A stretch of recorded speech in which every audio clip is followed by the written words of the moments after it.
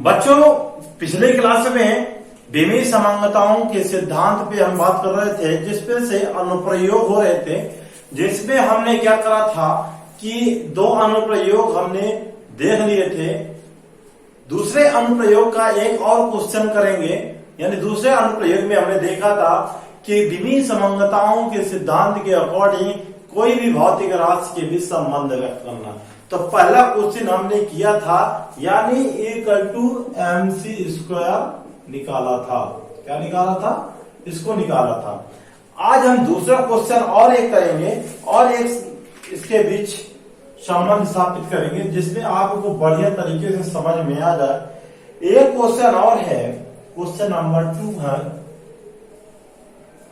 Question number 2 क्या कहता है कि जो बल होता है माय डियर स्टूडेंट, ये जो बल है, फोर्स यानी फोर्स बल है, वो द्रव्यमान और त्वरण पे निर्भर करता है। क्या करता है?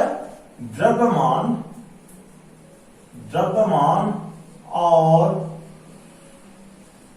त्वरण ए पर निर्भर करता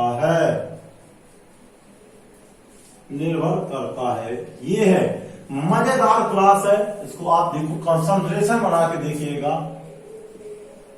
तो बेमीय विश्लेषण किसके द्वारा माय डियर बच्चों? बेमीय विश्लेषण के द्वारा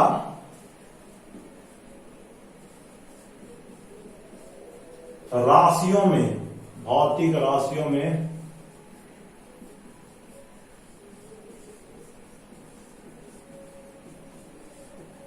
संबंध स्थापित करना। क्या करना है? संबंध स्थापित करना है। ये क्वेश्चन है। अब बात करते हैं, हम आते हैं, क्या लिखा हुआ है? बल द्रव्यमान और त्वरण पर निर्भर करता है। ये जो बल भाई साहब है ना, ये जो बल है, ये किस पे द्रव्यमान यानी यम और त्वरण पर निर्भर करते हैं। इसकी भी घात क्या लेंगे हम? मान लेते हैं घात कितनी है? x है, इसकी घात y है। तो इसको हम उसी प्रकार सॉल्व करेंगे। इसको हम यहाँ पास k लिख लेंगे, यानी m की पावर x और a की पावर y। समझ में आया माय डियर स्टूडेंट्स? इसकी इक्वेशन नंबर 1 समीकरण 1 मान लेते हैं। अब आते हैं इसकी बेमेल सूत्र को रखते हैं, यानी जो बल है वो बल का बेमेल सूत्र क्या होता है? ml-2। ये बल का बेमेल सूत्र है। और त्वरण का जो बेमेल सूत्र है वो लिख लेते हैं lt-2। ये होता है। द्रव्यमान का तो पता है, ऑटोमेटिक यम होता है। ml-2 ये हमारा बल का है, और के विमाहीन राशि इसको साइड में कर देंगे। यहां पास बचेगा m, जिसकी घात कितनी है? x है। कितनी है? x। और फिर l और -2, इसकी भी पावर कितनी है? y। इतनी सी बात समझ में आई। हमने केवल बेमेल सूत्र बस रखा है, बस हो गया। माय डियर बच्चों, आप ये देखिए कि mlt-2 इसकी जो पावर है m को हम ऐसे लिख लेंगे, यानी x, और इसकी पावर को अंदर मल्टीप्लाई हो जाएगा। ये क्या हो जाएगा? y, और t की पावर -2y हो जाएगा। इतनी सी बात समझ में आई मेरी? सभी को समझ में आ गया हो तो कमेंट में जरूर लिखें कि समझ में आ गया है। अब आगे करते हैं इसको, आगे कैसे सॉल्व करेंगे देखिए।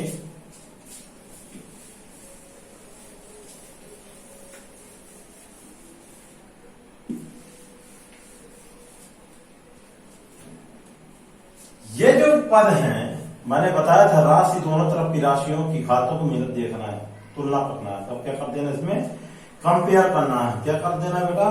कंपेयर करना है, ठीक है ना? कंपेयर करेंगे कंपेयर करने के बाद पता चला कि x की घात कितनी है, इसमें x है, x किसके इक्वल है, x किसके इक्वल है, 1 के बराबर है, यानी 1 है। फिर इसके बाद y इक्वल टू कितना हो जाएगा, इधर भी 1 है, तो y इक्वल टू कितना हो गया, 1 हो गया। और यहां देखिए -2y इक्वल टू कितना हो जाएगा, ये -2। माय डियर स्टूडेंट, यहां पास हम इसको काटेंगे सबको तो y बराबर 1 ही आएगा, अर्थात कहने का मतलब x इक्वल टू 1 आया और y इक्वल टू कितना मिला, y इक्वल टू 2 मिला। ये हमें x y के टर्म मिल गए, इक्वल हो गए। समझ में इतनी बात। अब जो ये आया है यानी x y की जो वैल्यू आई है, इसको इक्वेशन नंबर 1 में पुट करना है। क्या करना है, पुट करना है। रख दें, ये जो हमारा समीकरण है ये वाला, इसे हम पुट कर दे पुट। तो जैसे हम इसमें पुट करेंगे ये वाला में, तो क्या होगा हमारा f equal to k m की पावर 1 और a की पावर कितना हो जाएगा, 2। ये हुआ। आप कहीं पास रॉन्ग हो गया, सॉरी कहीं यहां पास गलत हो गया, इसकी 1 x y की वैल्यू कितना 1 है, सॉरी माय मिस्टेक। इसको ऐसे लिख लेते हैं, यहां देखिए f इक्वल टू -m1 और a की पावर 1, f इक्वल टू कितना हो गया, ये k का वैल्यू क्या है, 1 यूज कर लेते थे, m a आता है। देखिए ये है न्यूटन का नियम, F equal to m a। हम इस प्रकार से इसके सिद्धांत को यानी इसके प्रिंसिपल को पढ़ते हैं। अब ये 2 क्वेश्चन हो गए थे, यानी भौतिक राशियों में हम संबंध व्यक्त कर रहे थे। तीसरा जो समांगता का सिद्धांत का अनुप्रयोग है, यानी विमीय विश्लेषण का जो अनुप्रयोग है वो देखेंगे। वो क्या कहता है, बहुत मजेदार, और आपको यहाँ कंसंट्रेशन बना के देखना होगा, नहीं तो बात समझ में नहीं आएगी। तीसरा क्या कहता है कि किसी भी भौतिक राशि को एक मात्रक से दूसरे मात्रक में बदलना है। क्या करना, तीसरा कहता है कि विमीय समांगता सिद्धांत के अकॉर्डिंग, इसके समांगता सिद्धांत के द्वारा किसी भौतिक राशि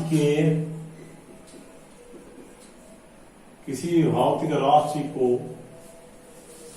एक मात्रक से दूसरे मात्रक में बदलना, ये है। हम कैसे इसमें एक मात्रक से दूसरे पद्धति, यानी कहने का मतलब एक मात्रक पद्धति से एक मात्रक से दूसरे मात्रक पद्धति में बदलना, ऐसा लिखेंगे, है ना। तो इसके लिए आपको वेरी सिंपल तरीके से बताता हूं कैसे इसको अपन सॉल्व करेंगे, मजा आ जाएगा। एक पद्धति से दूसरे पद्धति को बदलने के लिए आपको सीधे आपको ये फॉर्मूला देखना है, जो ये है परिमाण वाला फॉर्मूला है, n1 u1 equal to n2 और u2, यानी दोनों तरफ की जो संख्याएं हैं, यानी नंबर और यूनिट, नंबर ऑफ यूनिट, इन दोनों में हम मात्रक को कन्वर्ट करेंगे। क्या करेंगे, मात्रक को कन्वर्ट करेंगे। मान लीजिए इसके मात्रक नंबर ऑफ 1, यानी इसकी जो यूनिट है यानी इकाई है, इसकी लिखते हैं m की पावर a m1, इसको ऐसे लिख लेते हैं m1 l1 की पावर b और t1 की पावर c है। इसी प्रकार m2 है हम यहां भी इसकी भी यूनिट पे लिखते हैं m2 की पावर a, L2 की पावर b और T2 की पावर c। ये हुआ। तो हमें क्या निकालना होता है, हमेशा आप ध्यान दीजिएगा, N2 निकालना है। क्या निकालना है? N2। तो उठा करके इसको रख लेते हैं, तो N2 इसका कितना हो जाएगा माय डियर स्टूडेंट? ये नीचे आ जाएगा। M1 क्या आएगा? ये होगा ऐसे M1 अपॉन M2। कैसे हो जाएगा? ये इसके नीचे आएगा। कैसे आएगा? ये इसके नीचे आ जाएगा। तो M1 बटे M2। अब इसकी घात क्या लगा देंगे हम? A प्लस M2 यहां पास L1 अपॉन L2 की पावर कितना हो जाएगा? B, और यहां पास आ जाएगा T1 अपॉन T2 की पावर कितना हो जाएगा? C। इस फॉर्मूले को जरूर आप लोग अपने दिमाग में रखना है। एक मात्रक से दूसरे मात्रक में कन्वर्ट करना, यानी एक मात्रक से दूसरे मात्रक में है ना। ये वाले फॉर्मूले को जरूर ध्यान दिमाग में बैठा के चलना है। ये हमारी बीमारी है एबीसी। ये क्या है? ये संख्याएं हैं। क्या है? संख्याएं हैं। इसमें हम क्या करेंगे? एक मात्रक से दूसरे मात्रक में कन्वर्ट करेंगे। चलिए कोई एग्जांपल लेते हैं। एग्जांपल में उसको आते हैं। एक एग्जांपल लेते हैं बल का और फिर समझते हैं। इसको आप लोग लिख लीजिएगा, फिर आगे चलते हैं।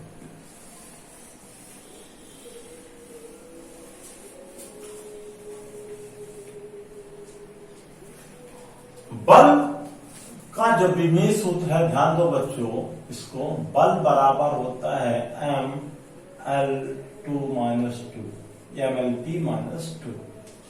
ये हुआ। तो यहां देखिए ये जो दिया है, इसकी बीमारी आप देखिए, इसकी बीमारी एक है, इसकी बीमारी एक है। तो A बराबर कितना हो गया? 1, B बराबर कितना हो गया? 1, और C बराबर कितना हो गया? -2। ये हो गई बीमारी। इसकी बीमारी क्या हो गई? इसकी जो बीमारी है ये है, ये हमने बीमारी ले दिया है ना। आप दिमाग में जरूर बैठा के चलिएगा। अब क्या करना है? क्वेश्चन कहता है कि इसको SI मात्रक से यानी CGS पद्धति में कन्वर्ट कीजिए। किसमें कन्वर्ट करना है? SI मात्रक से CGS पद्धति में कन्वर्ट करना है। इस मात्रक को, बल के मात्रक को SI से CGS में कन्वर्ट करना है। ध्यान दीजिए, है ना। SI टू CGS में कन्वर्ट करना है। आप दिमाग में बैठा चलिए। तो सबसे पहले SI में सबसे पहले आप देखिए बल का मात्रक क्या लिखेंगे? यहां क्या लिखना है? यहां लिखेंगे SI मात्रक किसका? बल का। बल का SI मात्रक लिखेंगे। SI मात्रक। SI मात्रक क्या होता है? न्यूटन। माय डियर स्टूडेंट, क्या होता है? न्यूटन अथवा किलोग्राम मीटर प्रति सेकंड स्क्वायर। ये भी होता है।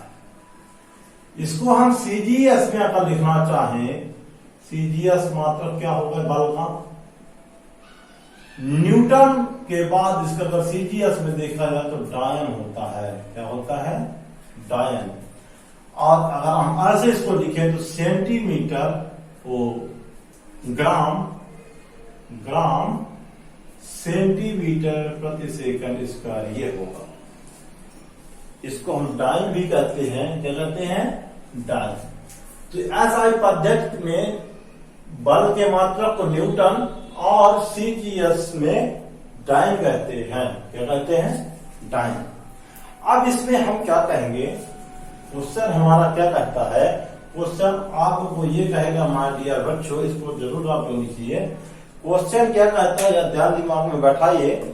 क्वेश्चन ये कहता है, क्वेश्चन क्या कहता है? आपको क्वेश्चन में ये लिखा होगा कि जो 1 यूनिट है, ये जो क्वेश्चन है हमारा क्या कहता है कि 1 न्यूटन को, यानी 1 न्यूटन को, इसको 1 न्यूटन को यानी 1 न्यूटन को किसमें कन्वर्ट करना है, यानी किसके में हमें निकालना है, यहां पास क्वेश्चन मार्क और डायन। ये देखिए, यानी 1 न्यूटन बराबर कितने डायन होता है ये निकालना है इस मेथड से हमें। ये हमारा क्वेश्चन है। क्वेश्चन क्या कहता है कि 1 न्यूटन बराबर कितने डायन होता है ये निकालना है। हाँ, तो इसको आप क्या करेंगे, सबसे पहले जो मैंने आपको बताया था यहां पास उस पे गौर करिएगा। M1 L1 T1 SI पद्धति में, SI मात्रक में M1 को क्या बोलते हैं, T1 को क्या बोलते हैं और L1 को क्या बोलते हैं और T1 को क्या बोलते हैं, ये दिमाग में बैठा के चलना है। SI पद्धति में जो द्रव्यमान होता है उसका जो मात्रक होता है किलोग्राम होता है, और जो लंबाई होती है उसको मीटर से रिप्रेजेंट करते हैं, जो समय होता है वो सेकंड होता है। ये दिमाग में आपको बैठा के चलना है। SI पद्धति में CGS पद्धति में आपको बैठाना है M2 को क्या बोलते हैं, L2 को क्या बोलते हैं और T2 को क्या बोलते हैं। तो यहां पास किलोग्राम है तो यहां पास आ जाएगा ग्राम, माय डियर, क्या आ जाएगा, ग्राम आ जाएगा। L2 यहां मीटर है तो सेंटीमीटर आ जाएगा, और T2 यानी सेकंड ही रहेगा, क्या रहेगा, सेकंड ही रहेगा। ये हो गए हमारे SI और CGS के मात्रक, है ना, ये हो गया। अब जो फॉर्मूला है वो फॉर्मूला क्या था हमारा, N1 U1 बराबर N2 U2। ये ऐसे थोड़ा सा लिख लेते हैं तो और समझ में आएगा आपको। N1 U1 equal to N2 U2। ये देखिए, ये पहला नंबर है, यानी N1 बराबर 1 और U1 बराबर न्यूटन, यानी ये क्या है, उसका मात्रक है। N2 क्या है, यहां पास क्या आएगा, कितना आएगा वो फाइंड करना है, यानी उसको देखेंगे, और U2 बराबर कितना है, डायन में फाइंड करना है। तो अभी मैं आप लोगों को सब बता चुका हूं कि यहां पास हम क्या करते हैं, एक N2 का वैल्यू पुट करेंगे, कैसे, N2 यानी इसकी वैल्यू पुट करेंगे किस प्रकार से, उसको हम डिटेल से सब डिस्कस करेंगे।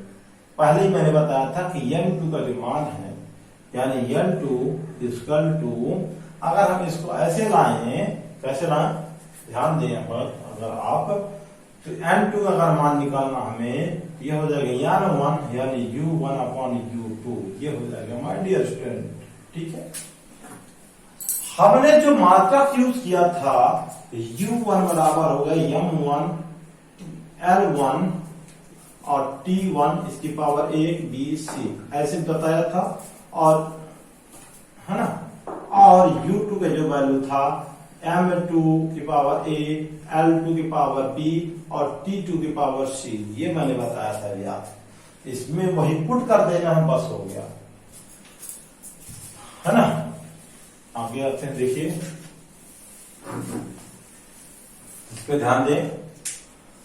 जो N2 है और N1 है, इसमें U1 का मात्रक रखना है, यानी M1 अपॉन M2 की पावर कितना हो जाएगा, A। उसी प्रकार L1 upon L2, L1 upon L2 की पावर हमें क्या रखना, B। और फिर नेक्स्ट है हमारा T1 upon T2, T1 upon T2, इसकी पावर हो जाएगी हमारी C। ऐसे हो गया माय डियर, सभी को समझ में आ गया, बिल्कुल सिंपल तरीके से हम निकाले हैं।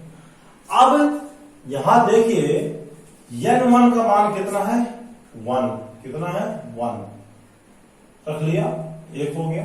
N1 का मान 1 है, U1 हो गया न्यूटन। अब यहां पास M1 का मान कितना है, kg, और ABC के वैल्यू रख देना। मैंने A का मान क्या निकाला, 1, B का मान 1 और C का मान -2 था, जो बेमिस होता था उसके अकॉर्डिंग। इसमें रख देना। m1 को क्या बोलेंगे केजी अपॉन m2 को क्या बोलेंगे ग्राम, क्या बोलेंगे ग्राम की पावर 1। और इसी प्रकार metre upon centimetre, metre upon centimetre ये हो गया। और फिर इसके बाद T1 की value second upon second, second upon second की पावर। यहां पास जो पावर है ना वो पावर मैं दूसरे कलर से आइडेंटिफाई कर देता हूं। इसकी पावर हो गई 1, इसकी पावर 1 हो गई, इसकी पावर -2 हो गई। समझ में आया माय डियर स्टूडेंट्स? इसको हम मिटा देते हैं।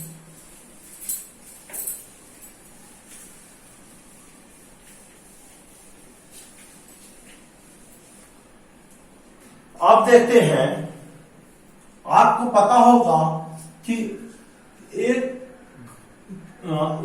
यानी 1 kg बराबर कितने ग्राम, 1000 ग्राम होता है। कितने ग्राम होता है? 1000 ग्राम। और 1 मीटर बराबर यानी 1 मीटर बराबर 100 सेंटीमीटर होता है। इस प्रकार से रखें, है ना। तो यहाँ 1 kg का वैल्यू पुट करेंगे, यानी यहाँ पास 1000 ग्राम और नीचे ग्राम है। इसी प्रकार m1 यानी m का वैल्यू कितना, 1 मीटर का वैल्यू है 100 मीटर, 100 सेंटीमीटर ये रखिए। और यहां भी सेंटीमीटर आ जाएगा अपॉन में, और सेकंड अपॉन सेकंड है। इसकी पावर 1 है, इसकी पावर 1 है, इसकी पावर -2। समझ में आया इस बात?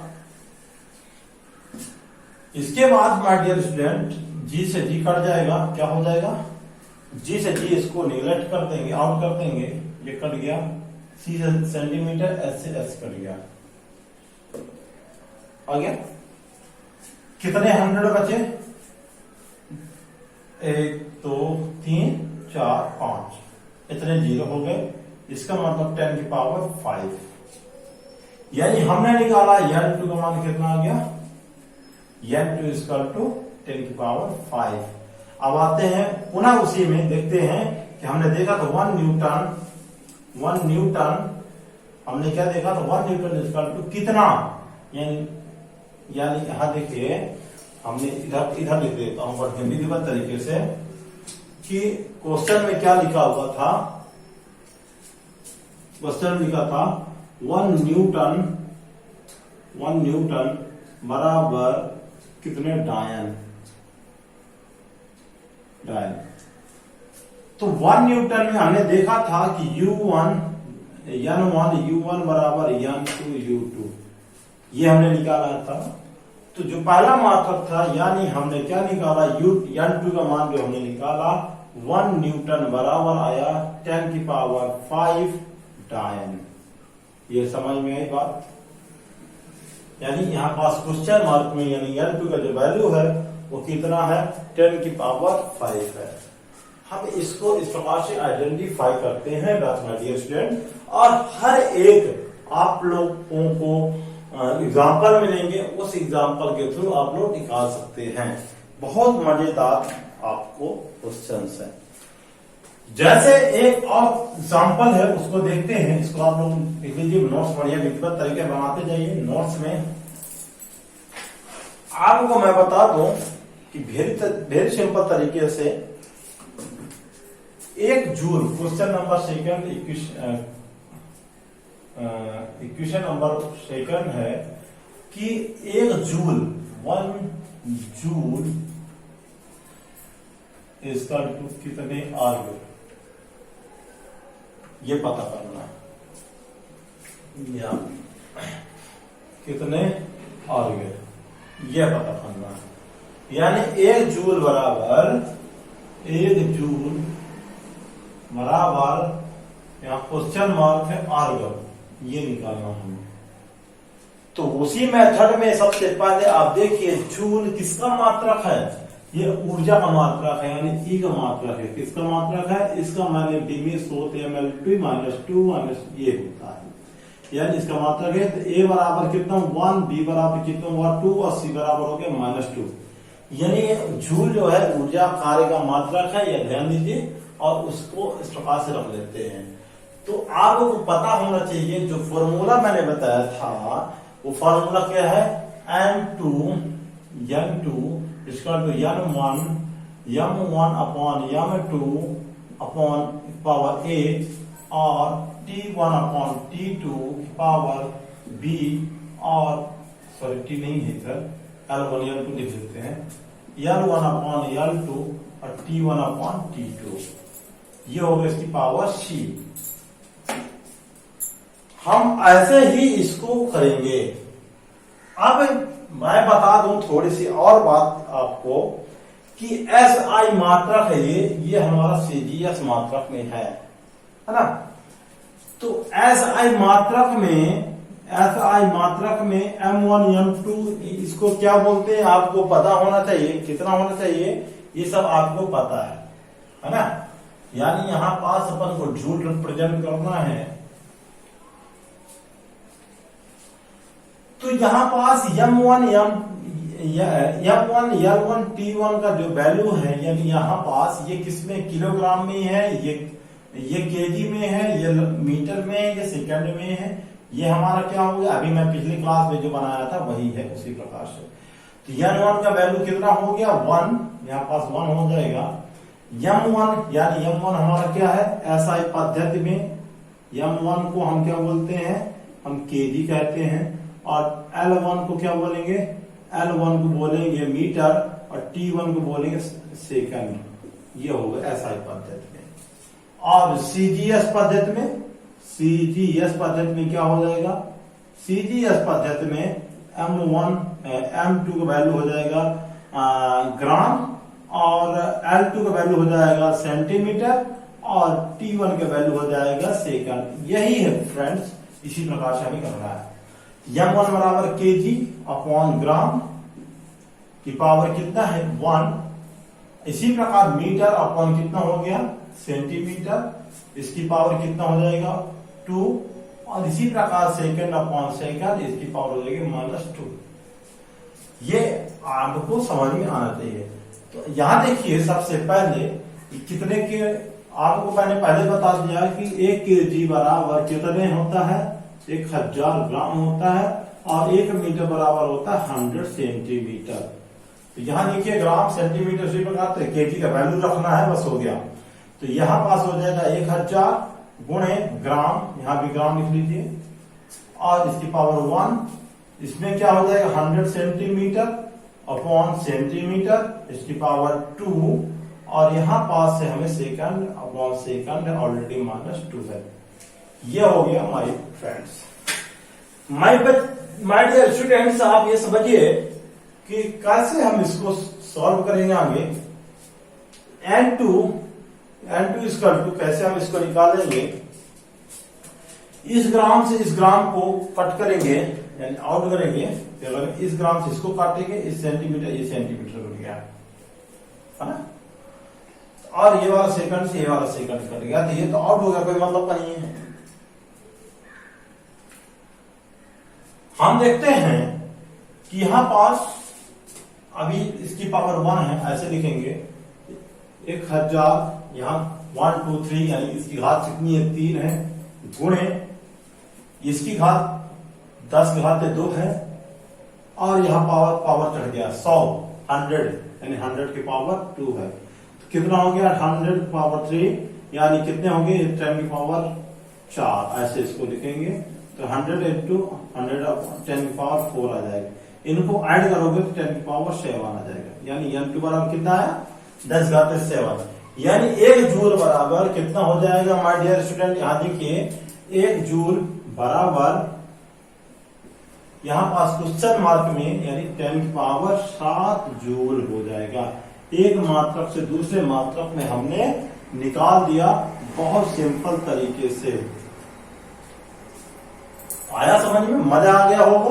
किस प्रकार से हम इसको निकालते हैं ये आपको समझ में आना चाहिए, है ना। अब एक मिनट,